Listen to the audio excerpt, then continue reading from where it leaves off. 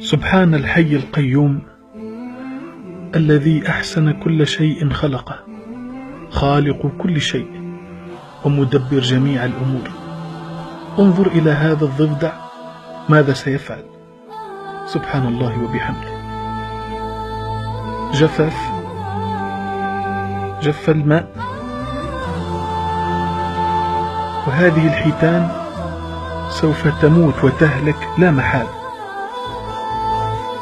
فانظر كيف هدى الله هذا الضفدع ليفتح طريقا لهذه الأسماك حتى تحيا. سبحانه، هو الذي هدى هذا الضفدع ليفعل ذلك،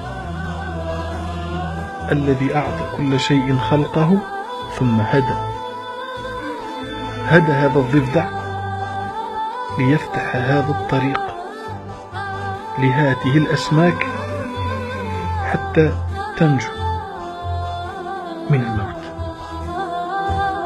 فإن الله عز وجل قادر على أن يفتح لنا أبواب الخير ويفتح لنا طرق الهداية، وأن يتوب علينا توبة نصوحة. تأمل بارك الله فيك، وانظر إلى إبداع الله عز وجل في خلقه، وسبح ربك واذكره كثيرا، واثبت وتب إلى الله عز وجل. اثبت على التوحيد وادعوه بكرة وعشية يفتح لك جميع الطرق، فالله قادر على كل شيء سبحانه وتعالى. اكتب شيئا، اكتب سبحان الله، اكتب الله أكبر. نسأل الله جل جلاله وتباركت أسماؤه أن يهدينا ويصلح بالنا، إنه ولي ذلك والقادر عليه.